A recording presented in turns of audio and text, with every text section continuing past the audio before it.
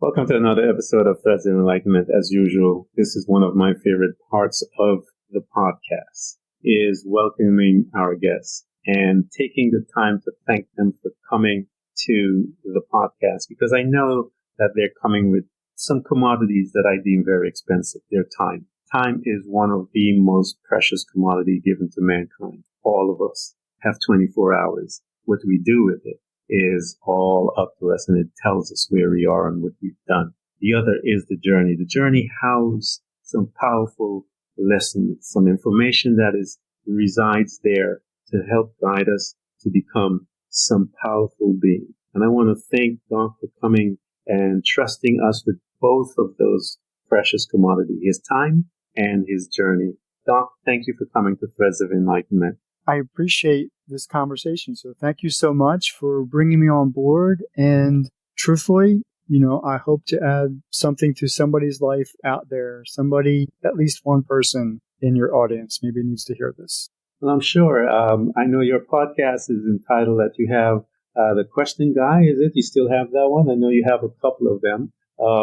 I've been telling my people for a long time, Doc, that we are designers. We are those that create things. And we have our journey that comes into our lives that usher us into becoming a servant. And so I want you to tell the folks all the things by which you are serving, reaching out to others right now. What is it? I know you're an author.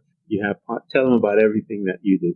Well, that's a lot of conversation there. So you're right. I have branded myself the Question Guy, and that comes from the Question Guy podcast. And the podcast was actually birthed from COVID and the quarantine that resulted from COVID-19. There was a time, in that era, so easily, 2 years ago or so, when we were all just kind of shut down. And in a conversation that we've had offline was that part of the human experience, we need to connect. So we need to physically see them. We need to talk to them. We need to experience, their union in our lives, and we lost that. Thank goodness we had technologies to kind of replace the one-on-one connection. So what I did was reach out to those people on my LinkedIn, network. And all I asked was, would you like to have a conversation? That was really the foundation of what moved forward. So what came after? Would you like to have a conversation? And from those conversations, for whatever the reason, the people that I was connecting, they were going through transformation. So we were all kind of forced to look at ourselves in the mirror rather differently than we had before, because we didn't have anything else to look at. Yeah. Because we're here at home. We've got our kids and our dogs and our cats and our partners. And people were making intentional changes in their life. They were making them intentionally. So I always say you could go one of two directions. You could do exactly what these people were doing, which was making intentional changes, and that could mean anything. So it could, I want to change my job. I want to change my habit. I want to change my thinking. I want to change my spouse, whatever that looked like.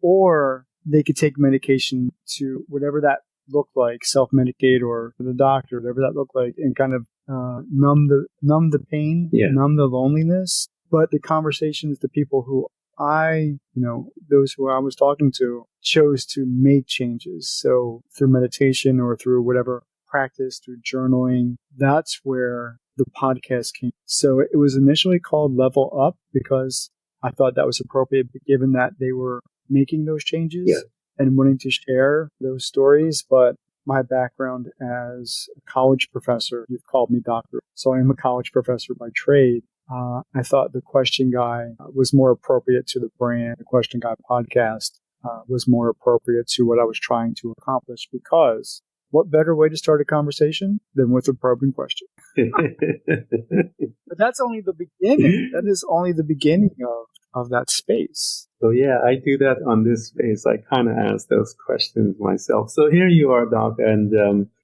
we talked earlier a little online, and you had the opportunity to delve into your database, if you will, at LinkedIn, and you began to reach out to folks, and they were eager, as you said, to talk with you and to talk to you about the common theme that you saw was changes. Now, when this common theme was there amongst people as you were talking about and engaging in your conversation, was it more on a spiritual side? What was the deepness? What was that thread beyond changing, if you will, that you began to notice more so versus one than the other? Some conversations did tap into, the spiritual realm, whatever that meant to the individual. I don't typically tap into that. I'm very logical in my thought processes. I'm very practical in my applications in terms of life. But in reality, the conversations where it could be as something simple as, I don't like my job and I want to do something more valuable with my time. Mm-hmm. They made some intentional changes around. And that quite literally have meant they still had one in COVID to quit it, do something different. Yeah. Now, others, there was a conversation that I had with somebody who's, everything in terms of life she had. So the money, the cars, what others would be envious of. And all of a sudden it became meaningless to her. It became emptiness. And everything about her life she wanted to change. And so she had to figure out what that meant. So basically she took her own sabbatical. And she went, disconnected with life, work, home, family, and really did a deep dive to kind of find herself, re-examine who she was. And then from that one conversation, I had other conversations with people who were doing the same thing. And it wasn't necessarily as a result of COVID, but it was the result of their life's path that eventually came to a head and said, I'm not happy. I want to be happy. At the very least, I want to be happy with waking up every morning. And so being happy became a general theme. I want to be happy. I want to be satisfied, and I want to be fulfilled. Getting out of bed every day. That's a thing. So you, Doc, here you are in the midst of COVID, and we know that that was for a lot of people because it was so abrupt that we all had to stop and so forth. And you are now engaging in all these different types of conversation with people from all walks of life and so forth, dealing with all types of subjects. How were you responding to all of this information being exchanged, and how did you begin to look at your life as you are hearing all of this information and seeing others desiring to make changes? Well, like I said before, my initial motivation was just to connect with people. And so for my own sanity, having those conversations and having every conversation was extremely important, was extremely valuable. So even this conversation, one of many, is still important in its own right. I felt privileged to have those conversations with people because they were willing to share their story with me. And that felt, it feels good when somebody can, I've had people say, nobody else knows this about me. And knowing that I'm going to hold their confidence and that whatever they share is perfectly okay. People have reconnected spiritually with past loved ones. People have made significant changes in how they treat themselves. We have this phrase called self-love now, I think. But I think it's more than just self-love. It's really an appreciation for their own life. They no longer take things for granted. So all these conversations then I consume because they're now a part of me. Being a part of me means that I had to take some different thoughts on how I'm living my own life. And I think that was as much a catalyst as other things that were going on that eventually I wrote a book. I wrote a book called Walking the Path, A Leader's Journey. So let me talk to us a little about your book. And we know where it came from. You said from all of these things. What was that thought like when it first began to percolate within you of writing a book? And where did you extract that information as far as that journey for your characters within the book? As you were saying, you knew that you had to make some changes and stuff like that. Where did that thought come from about a book? Well, this story is, I always say the beginning, the catalyst or the birth of where this all comes from was with a conversation I had with a colleague. Now, I live here, and for your listeners, I live in Virginia, so I'm on the east coast of the contiguous USA. California, 3 hours away, the other side of the state. Yeah, I'm sorry, the other side of the country.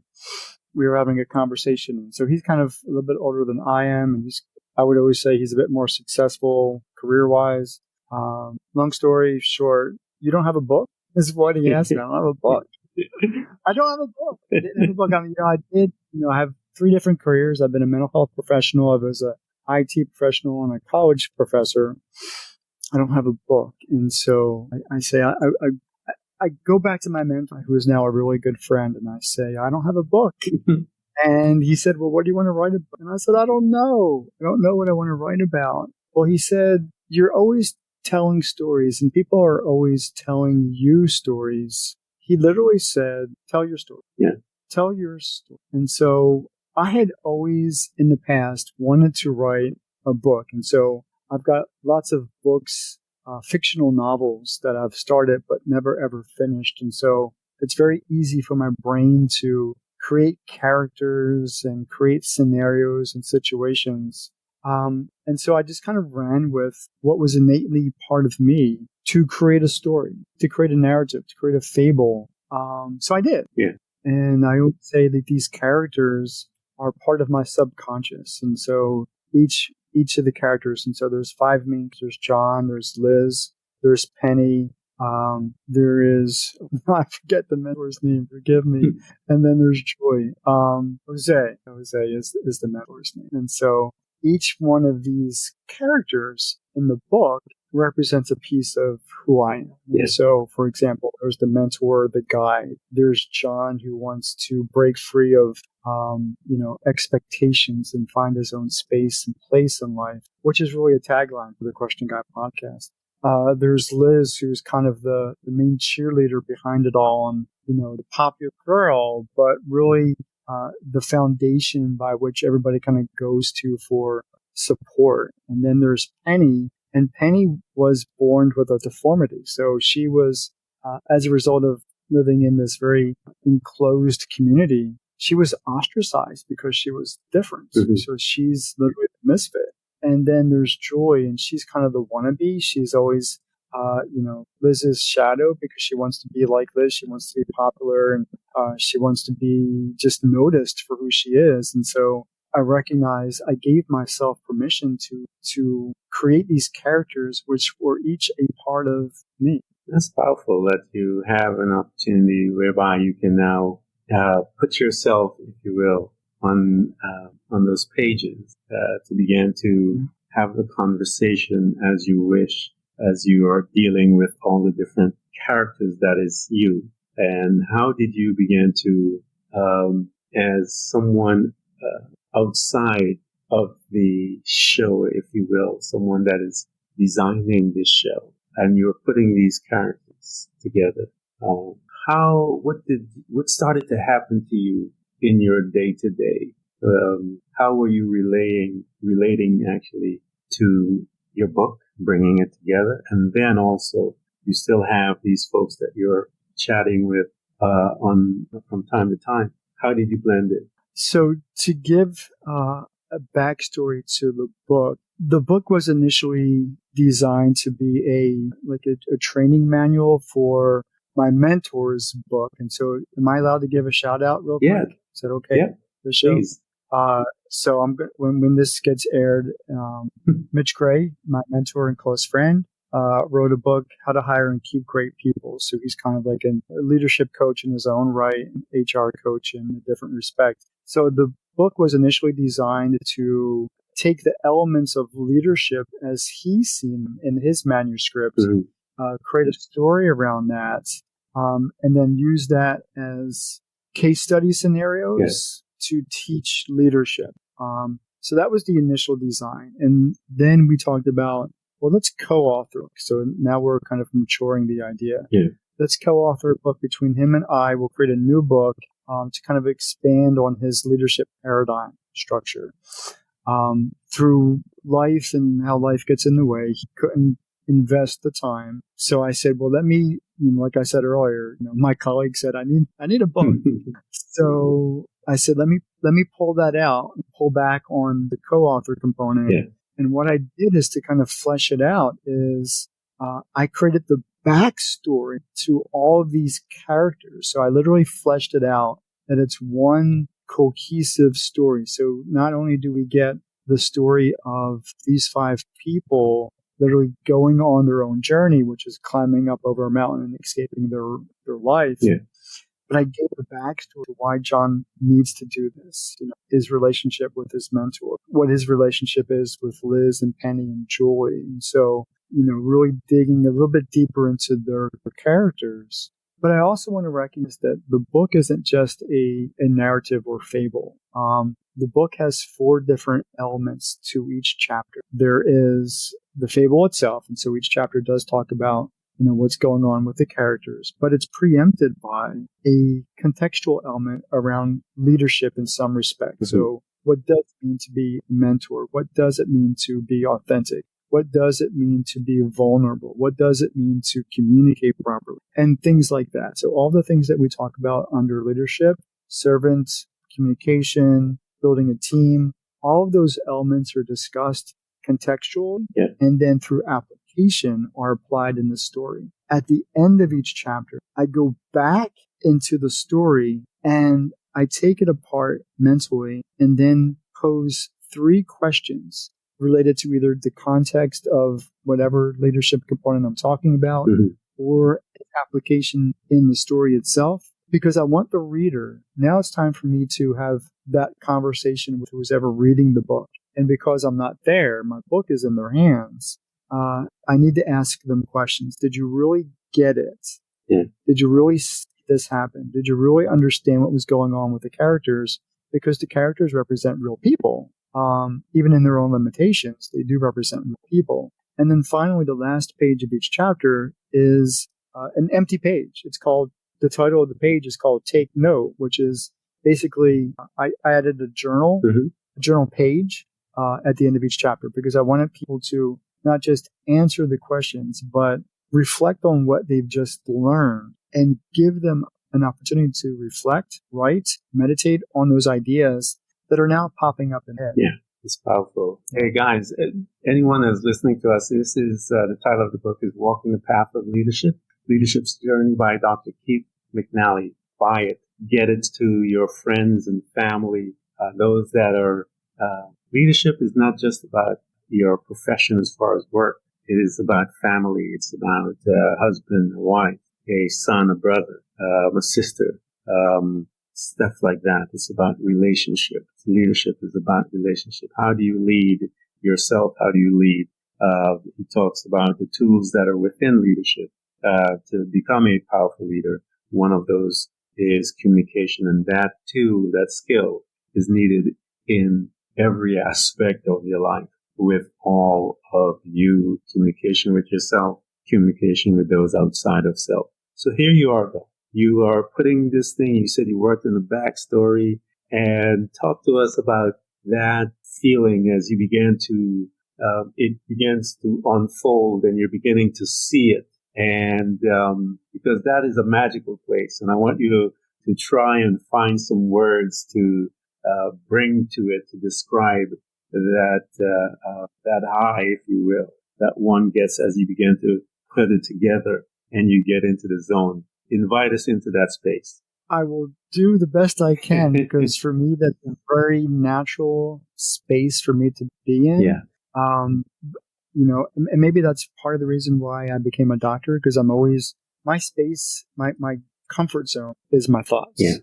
So I love to create. I love to create characters. I love to put people in situations and find out how they're going to interact, respond to those. So to give context, I spent at least 30 minutes every day, so at night before I go to bed, literally handwriting. And literally, I mean, here's the pen, you can't see it. Yeah. Pen and the paper, and I'm writing out the story, I'm writing everything out. And so the next day it will go on to a Microsoft Word document. And so there's the process. I'm very comfortable with the story. So I'm thinking about what should happen. I'm really thinking about if these people were real people, think about their, what is in a situation, for example, at the onset of the book, now my eyes are closed. I'm picturing the scene in my head where John is talking with his mentor, Jose. And this is where we talked about, he says, I'm going to be 18 and I'm expected to take over my daddy's farm. And I don't want to do that. I don't belong in this valley with, I'm out of place here. And he's got this thing inside of him that he knows there's got to be more to life. Yeah. There's got to be more to the experience of living. And for me, it's not here. For everybody else around me, he can't understand why he doesn't fit in. I mean, it's not him. Yeah. And he says, I got to climb up. I got to find out what's on the other side. And his mentor said, okay, I understand. So from that, we find out a bit more about the backstory of the community. Yeah. The backstory of the community. So they've been in existence in this valley for so long that their own ancestry, they really forget how they settled there. And so in order to make community work, people have to work together. So everybody kind of knows each other by first name, even if you live all the way across the other side of the lake, and you get the idea. Nobody talks about climbing over the mountain. Nobody talks about leaving.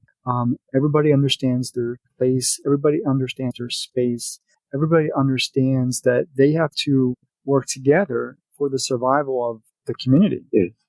And what we find out is 3 or 4 centuries earlier, so it's Jose's great-grandfather actually did cross over the mountain. Mm. But the whole community doesn't know that. Even John doesn't know that. That's kind of a hidden secret, and maybe even forgotten by the community as a whole. But the issue is his great-grandfather, which I gave him a name, Juan, actually wrote a journal.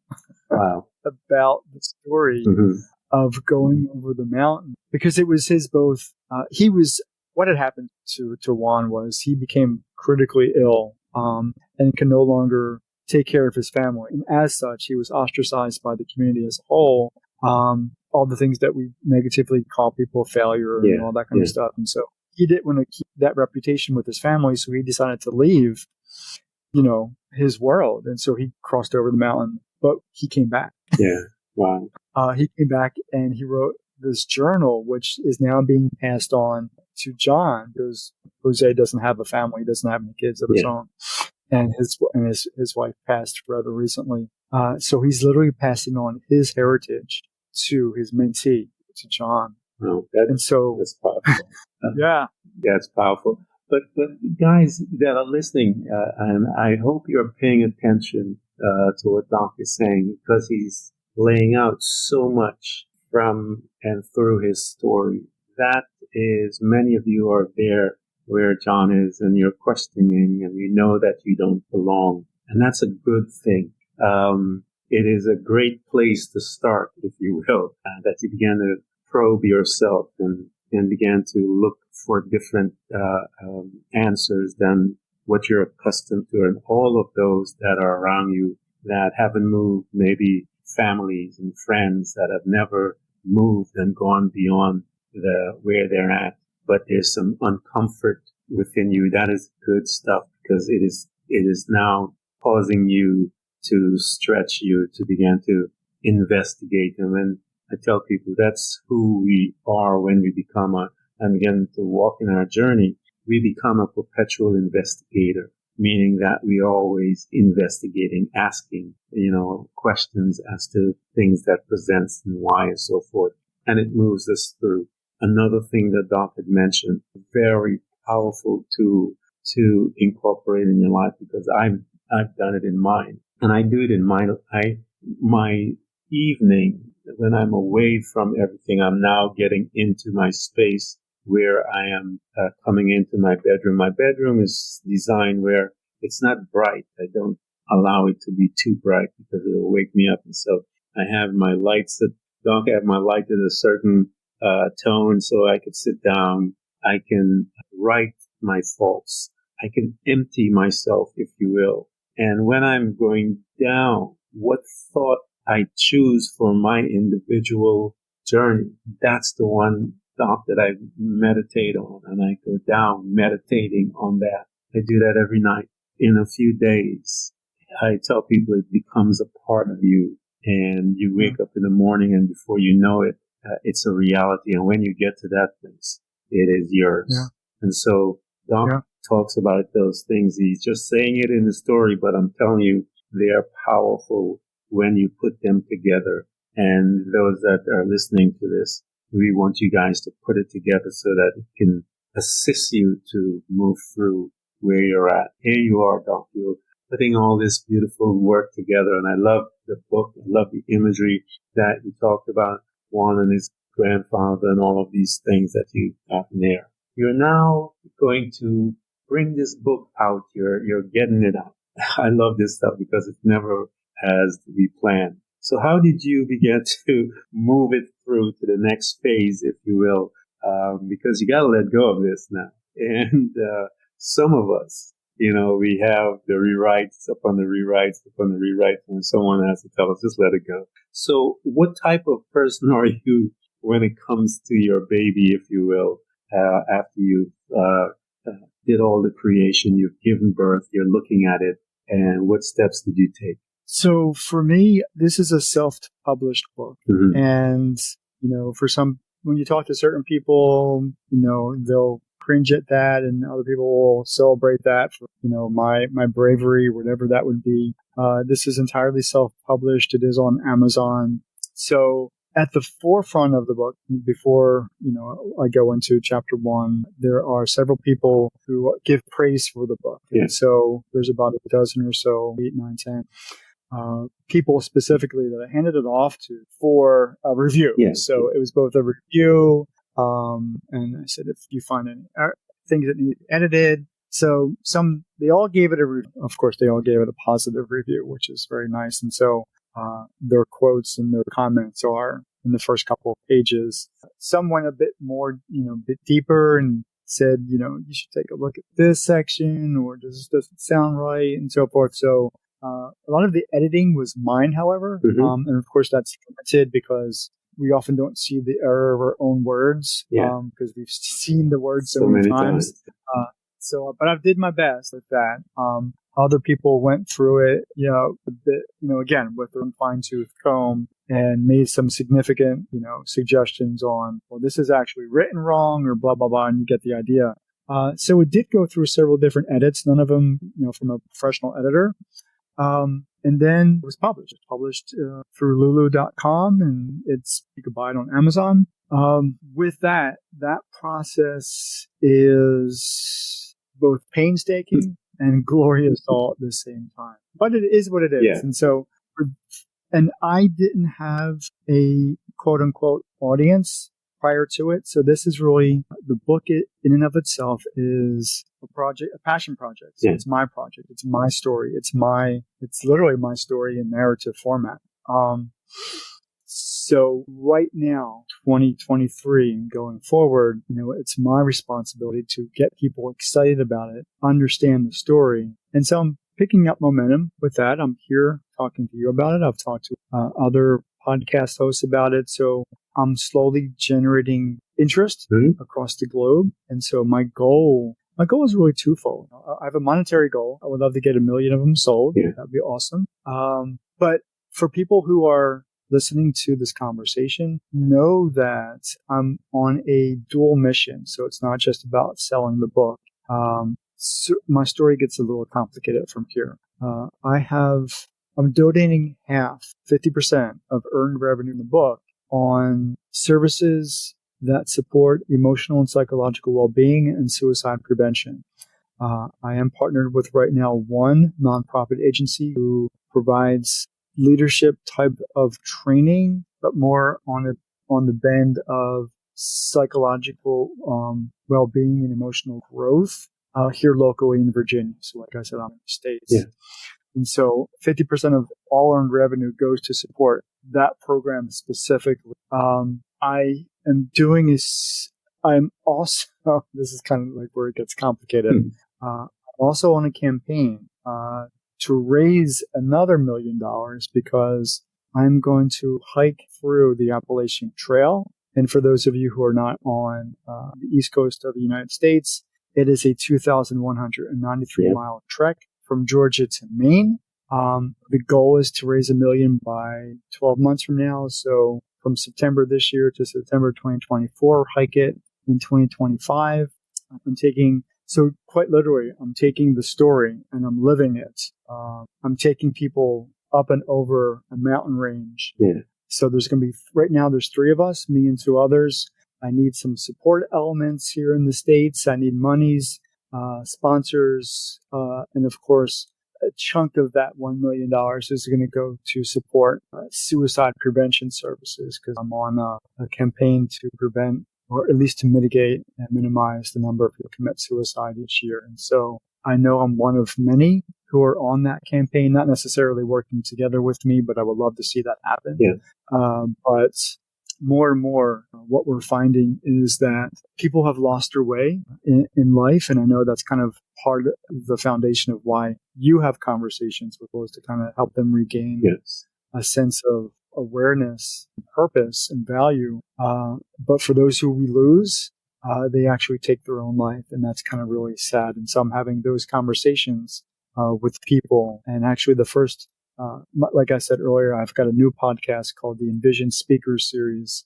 And the first conversation with my panel members focused on men's mental health and suicide prevention. Just about every time you turn around, somebody that you talk to knows somebody who's either died by suicide or knows somebody who knows somebody who's died by suicide. It's more prevalent than the statistics, I think, tell us. I think with the onset of COVID, it kind of highlighted that because there are a lot of folks that are not able to manage being alone. A lot of folks don't like what they see, and so those are some of the conversations. That's why I have folks like yourself to come on to let people know we're all ugly in a little way, but we work on getting pretty. And how we work on getting pretty is we work on ourselves. We learn how to you had mentioned the terminology self-love, but I think it's much deeper than that. Self-love is overused by some of these folks. It's a deeper commitment to the self, where you're learning how to be, beyond loving you, accepting, being empathetic, all of these different things, being kind to yourself. I try to tell people that they're one of a kind, they're special, they're that special, and so you ought to treat yourself that way.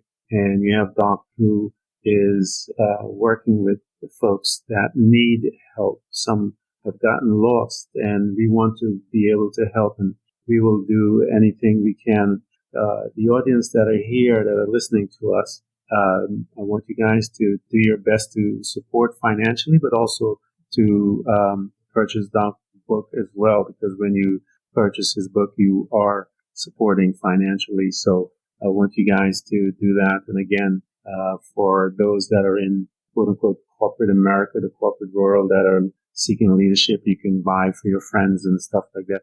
Buy for your boss, change how he is or how she is, so, but here you are, Doc, you're about to embark on I have a friend of mine that did it a couple of years ago. She took some people as well and, were able to complete it and, had some really powerful I need stories. to talk to that person. Yeah. She hiked the Appalachian Trail. Mm-hmm. I'll get her information I need for to you. talk to this person. I'll get you her information. I know she's all over the place. I gotta see where she's at. And I'll email you all of that information once I get in touch with her. But here you are, you've done your thing, you've put your book out, and you're about to push yourself beyond and bringing some folks to let them, as you said, show them, take them to the other side. That journey will teach them some stuff about themselves, because having a conversation with Adrian, she told me people learn who they were when they went on those trips. And so, any of those guys, anyone that's listening to this and want to get in touch with Doc and want to get on that trip, get in touch with him. We're going to provide all of his information so that you can accompany him and, as I said, get to know this gentleman so that he can give you some insight as you're walking and moving forward. Doc, I want to thank you so much for coming to Threads of Enlightenment. I know we just touched the surface, and I wanted to stay here a little so that we can focus on your book and the work that you're doing, because I know your background is dealing with mental health. You did that work in that field, and there are many of our people. When I say our people, those that are part of the human race that are in pain. And we want to reach out and here at Threads of Enlightenment, we want to be a beacon for you guys to be able to reach Doc. And he will help you to get out of pain. He will guide you. He will put you in places that you can get support and all of those things. Talk to us. Talk to Doc before you make the decision. I'm sure he would make himself available. I would as well, because we know how precious you are. Again, Doc, I want to thank you so much for coming to Threads of Enlightenment. Ken, thank you so much for having me as a guest, and I completely appreciate this conversation because it's conversations that make things happen. Thank you. Thank you so much for